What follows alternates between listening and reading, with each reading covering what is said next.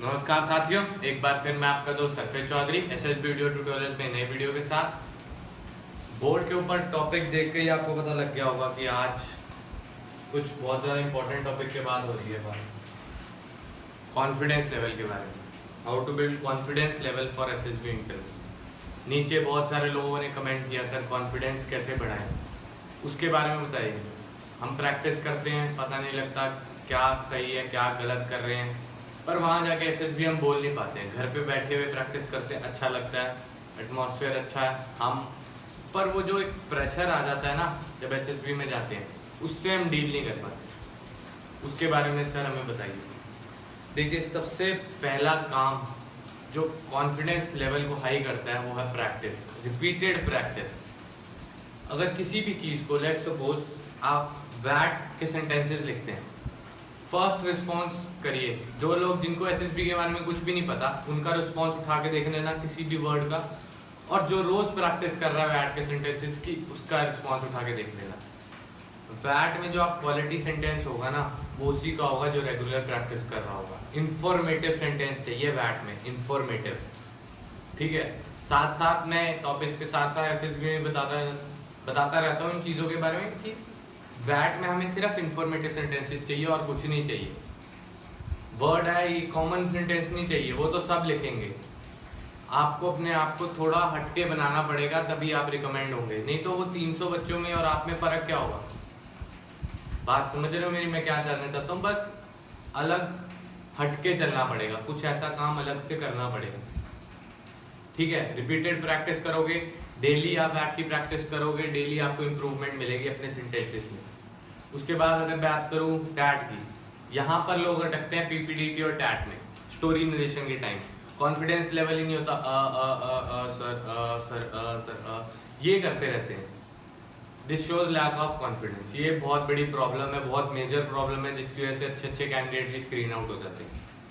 क्या करें इसके लिए? इसका सिर्फ एक ही उपाय है, जितना लिखोगे और जितना बोलोगे उतनी ही क्लियर आपकी ज़ुबान होगी, उतनी ही क्लियर आपकी फ्लुएंसी होगी। उसकी वजह से ही आप इंग्लिश जो है प्रॉपर बोल पाओगे।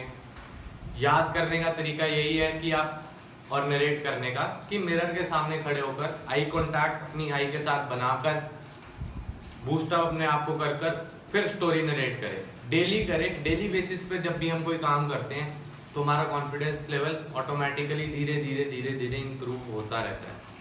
ये आप एक मंथ ट्राई करके देख लीजिए, मैं 100% गारंटी देता हूँ कि आप अपने अंदर चेंज देखेंगे। डेली करना होगा पर आपको। और लेक्चरेट के टाइम क्या होता है, टांगे कांप रही है बंदों की, हाथ कांप रहे हैं, शेक हो रहे हैं बहुत ज़्यादा लेक्चरेट के टाइम पे। बच्चे बैठे हैं, डर रहे हैं, नर्वस हो रहे हैं, पसीना आ रहा है, ठीक है, किसी का गला सूख रहा है। क्यों हो रहा है ऐसा?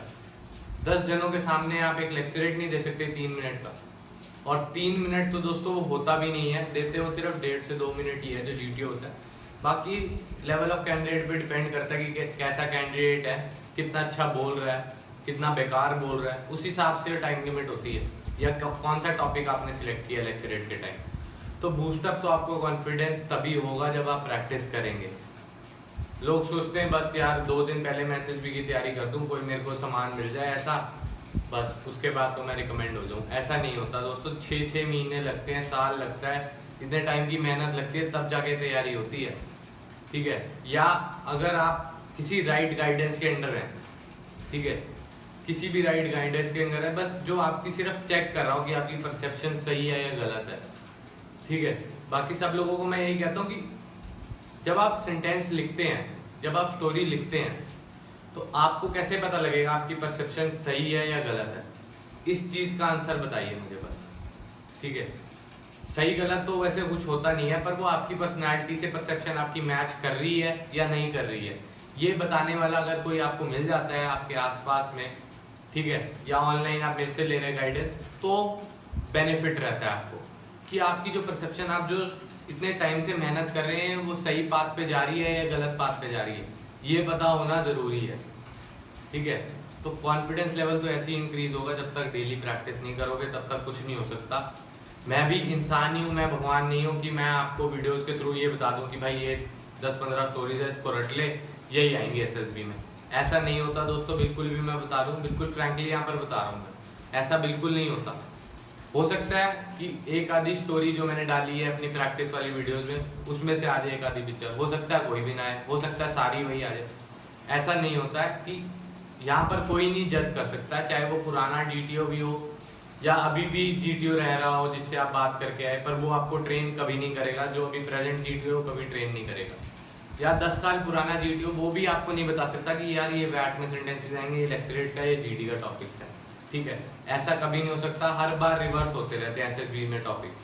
अगर SSB मैसूर में एक टॉपिक चल रहा है तो अगले साल वो इलाहाबाद शिफ्ट हो जाएगा। ऐसे धीरे धीरे रोटेशन चलती है, उसकी चेन रैंडमली चलती है, कोई फिक्स चेन नहीं है कि इलाहाबाद मैसूर से इलाहाबाद जाए, इलाहाबाद से भोपाल गए, ऐसी कोई फिक्स चेन नहीं है, ठीक है। तो ये तो आपको कोई नहीं बता सकता। तो रट्टाफिकेशन वाला काम तो आप कर नहीं सकते इसके अंदर। प्रैक्टिस करोगे जितना उतना बेटर है, ठीक है। तो मेन वर्ड यहाँ पर मैं लिख रहा हूँ, इसको नोट कर लो। इस वीडियो में बस इतना ही है, इतना ही बताना चाह रहा था कि सब लोगों को यहाँ पर पकी पकाई चीजें चाहिए, कोई बनाना नहीं चाहता फूड, ठीक है।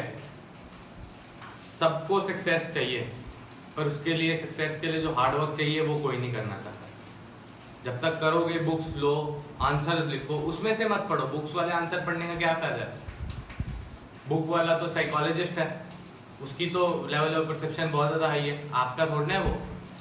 आपको स्टोरी देख के कुछ और लगेगा, साइकोलॉजिस्ट को कुछ और लगेगा, उसकी परसेप्शन का लेवल बहुत हाई होगा आपसे। तो उसकी स्टोरीज क्यों लिखते हो आप, उसका वैट का सेंटेंसेस क्यों याद करते हो? वो काम नहीं चलेगा। अगर वो करते हो तो गलत है। अगर आप 1 महीना पहले भी SSB से अपनी तैयारी सीरियस होकर कर लेना तो कोई आपको रिकमेंड होने से नहीं रोक सकता, ठीक है। तो ये कीवर्ड ध्यान रखना भाई, प्रैक्टिस से ही होगा, ठीक है दोस्तों। ये आज की वीडियो में बस इतना ही। आपसे मिलेंगे नेक्स्ट वीडियो में, तब तक के लिए जय हिंद।